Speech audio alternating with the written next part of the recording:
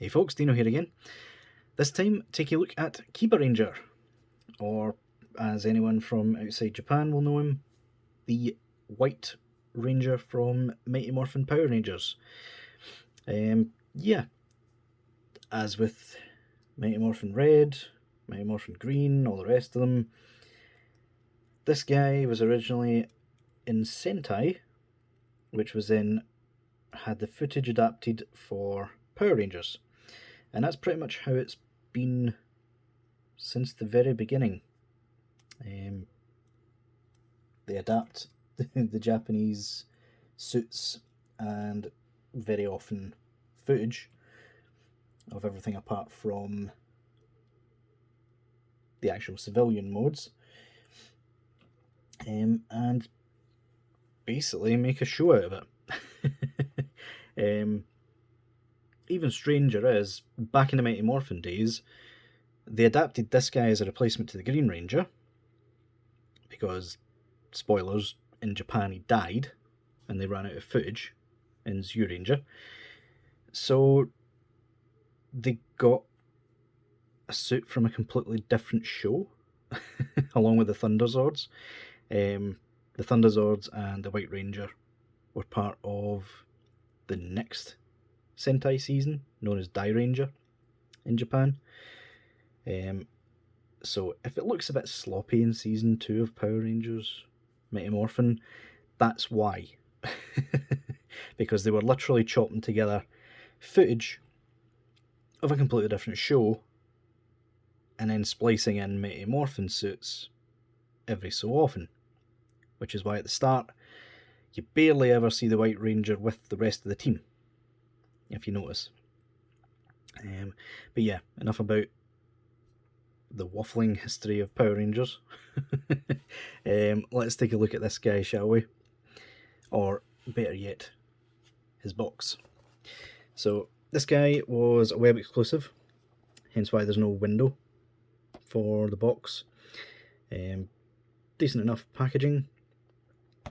You'll see different logo. Nice pictures here, loads of poses, and also, because again, strangely enough, a lot of the releases, although they coincided with the Power Rangers 20th anniversary, these figures weren't really made for that.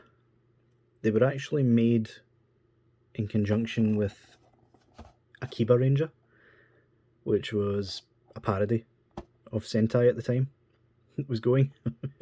So yeah, we just got lucky that these figures were releasing around the same time, and then they reboxed them with the Mighty Morphin packaging.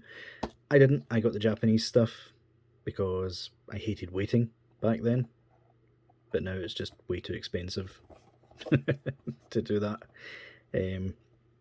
So yeah, decent enough box, nothing special.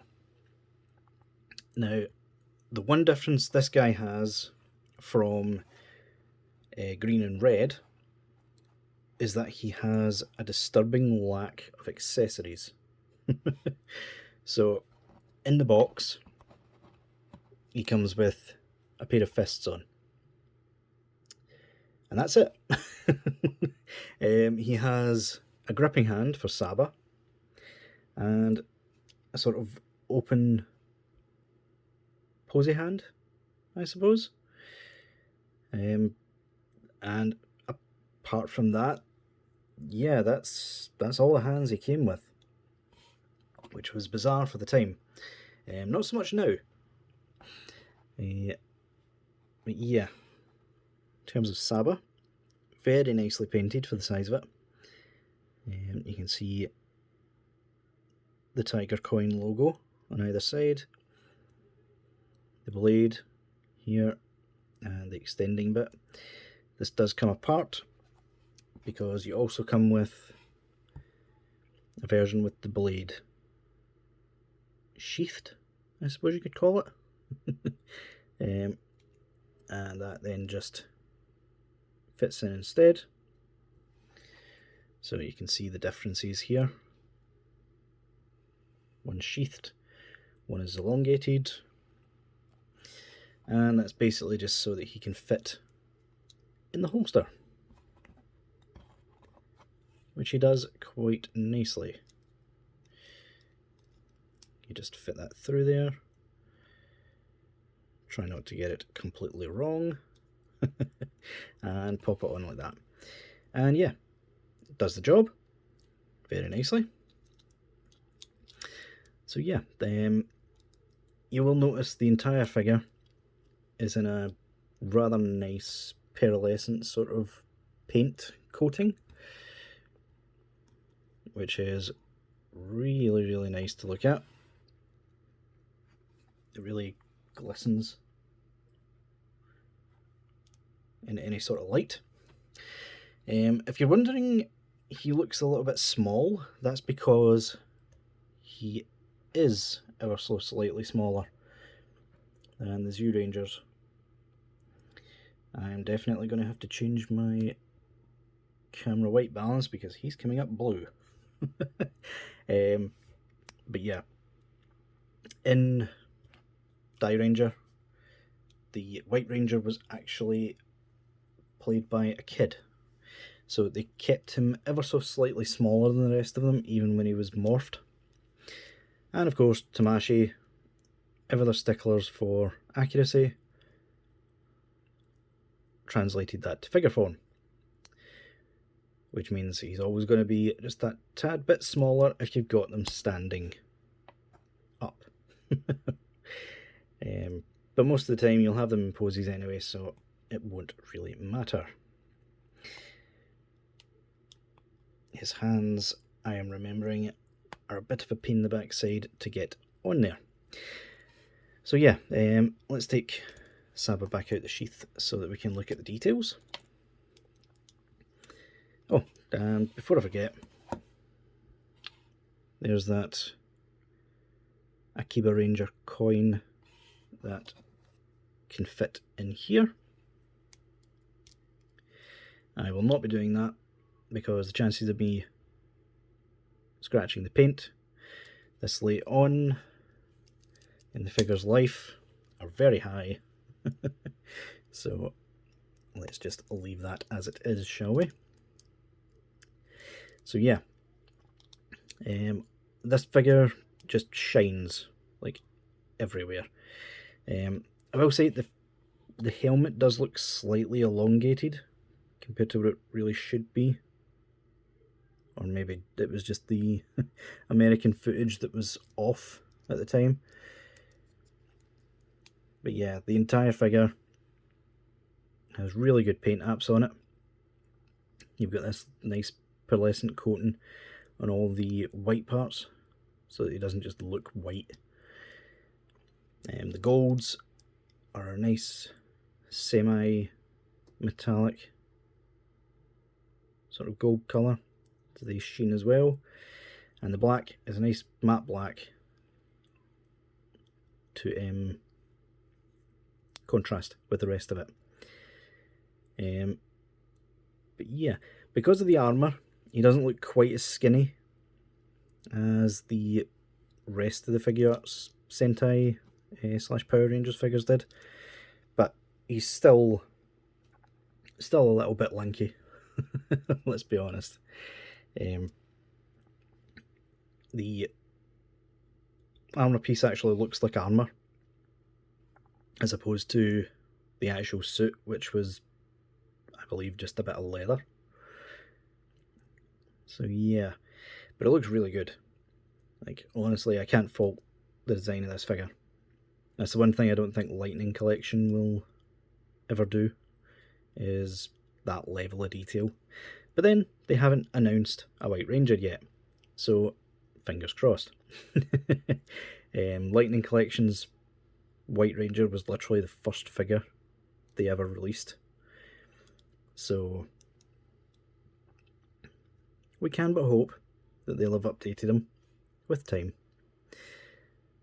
But yeah, in terms of articulation, he can look up really well, down really well. Arms can go up just as well as the rest of them. However, Tamashii went with this silly sort of design for the armour. Instead of making it like soft plastic, soft rubber, it's the same as saying armour. It pops out the way. You've got that daft floating shoulder piece again, which hides bicep swivel. Double joint at the arms or the elbows. Ball hinge at the wrist.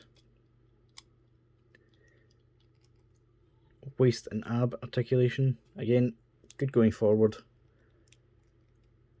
Almost non-existent going forwards. Going backwards it's good. Going forwards it's almost non-existent.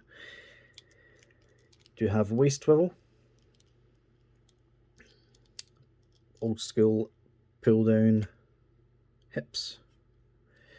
Double joint at the knees, which do look slightly better than the Zoo Ranger mould. And again, the same feet. Pretty much all of the Figuarts Sentai had the same feet, which do really good pivot, swirl up and down, and toe articulation. So yeah. Again, the reason I've picked these three to review is because they're still currently available. If you know where to look, aka eBay.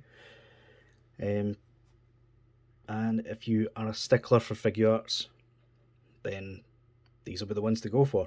Just know that you won't be able to make an entire team unless you fork out a fair amount of money at this point, which I'm no longer willing to do. Dragon Ball's my main focus. The Figuarts Power Rangers can take a back seat until they renew them, which I know they're at least planning on doing with some of the Reds for Sentai. But yeah, like I said in the other reviews, I'll slowly be integrating the Lightning Collection remastered stuff into my collection as and when they're released, because I'm frankly very impressed with the level of detail, posability, and actual accuracy of the helmets compared to when they were released originally. When they released originally, they were horrendous. But yeah, guys, that'll do it for this review. I'll see y'all later.